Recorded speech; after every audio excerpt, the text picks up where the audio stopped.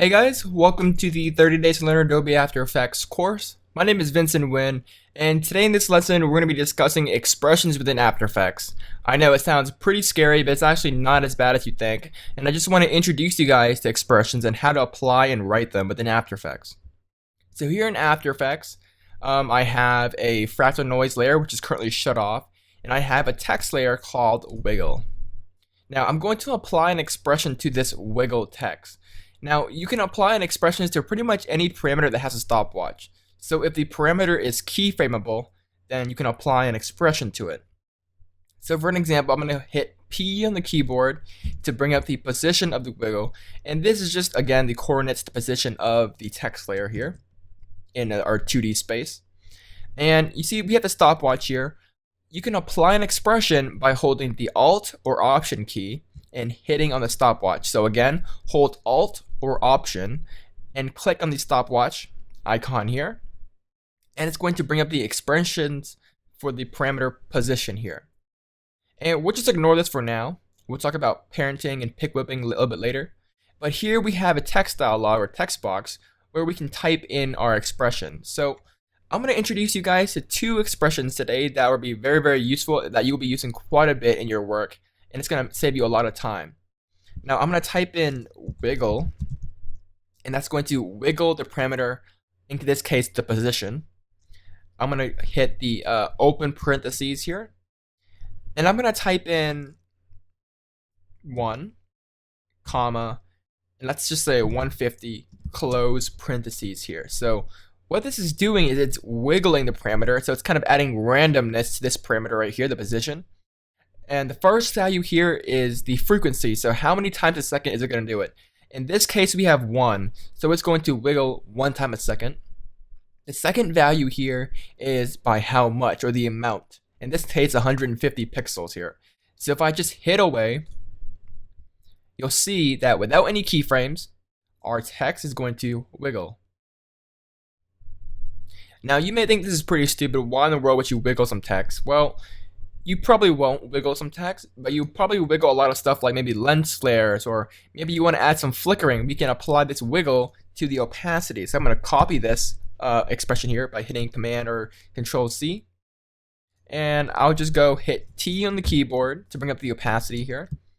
And again, we'll hold down Alt on the PC or Option on the Mac and hit on the stopwatch while clicking it. And then we have the expressions for the opacity. I'm going to paste the expression in. And because the opacity max is 100%, we'll just change this to maybe 60, and you'll see what it does here.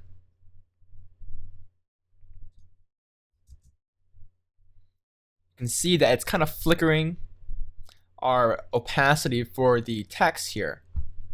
So it's just really handy. Of course, you want to play around with these values to make it a little more useful, make it look a little bit more pretty in my opinion, but kind of get the idea. That's how you apply an expression. That's how you write a very simple expression. And again, this expression will be very handy for you if you want to add some random movement, because no one wants to keyframe, randomly moving text or randomly moving opacity. It's just a lot easier to write a quick expression to randomize the opacity position, etc.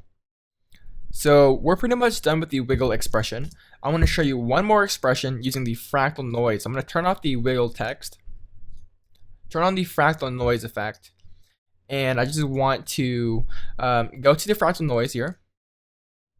And we're going to ignore all these stuff, and we're just going to focus on the evolution here.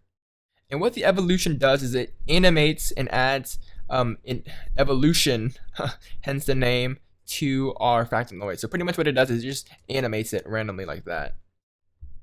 So we can animate this. We can hit a keyframe stopwatch for the evolution. We can move forward, and then we can change it, and then we do a RAM preview, and it's going to animate by itself, and that's pretty cool. But what happens if your composition is going to change? What if we go into the composition settings and change the duration to 20 seconds? Well, that means we have to first extend our layer to the end here. Hit U on the keyboard to show all the keyframes. We gotta drag this keyframe all the way over here. And then because it's longer, we need to change the value to a larger number here to compensate for the longer time here. So then we got to increase this value right here. And you know, it doesn't seem that tedious at first, but if you have tons and tons of layers to do this for, it can get very painstaking. So we can actually animate this thing automatically by making it increase decrease at a easier rate, I would say. So I'm going to delete these keyframes. So how do we animate the evolution here without any keyframes? Well, we can go apply an expression here. So hold down Alt or Option, click on the stopwatch for the evolution. And then we can type in time, asterisk key, which is kind of the star key, Shift 8. And then we'll type 120. And what that's going to do, it's going to multiply the time right here by 120. And we'll apply that value to the evolution here. So as you can see, it animates by itself without any keyframes. And if you want a faster change, you can always increase the increment from maybe 120 to 300 and such, and that's going to give us a lot more rapid change. And I always use this expression with any effect or plugin that has the evolution option, just because it's so much easier to give your live movements using an expression rather than keyframing. I like to use expressions when I can because they're a lot faster and save you time. And hopefully you'll realize that too. In the future, we will be taking a look at more advanced, powerful expressions that would do a lot more work than just, multiplying the time by 300. But again, we'll talk about that a little bit later. This has just been a really basic introduction to expressions, how to write them, how to apply them. And we took a look at two really useful expressions that you will use quite a bit in your workflow, or hopefully, I hope you will. So in the next lesson, we're going to be talking about the graph editor. Now that we took a look at expressions, now that we took a look at keyframes and animation, we're ready to see the visualization of keyframes and the visual aspects of animation here. So we'll take a look at that next time. Once again, guys, my name is Vincent Nguyen. If you guys have any further questions, leave the comments in the forums. I'll get to them as soon as I can. And I'll see you guys in the next lesson. Bye, guys.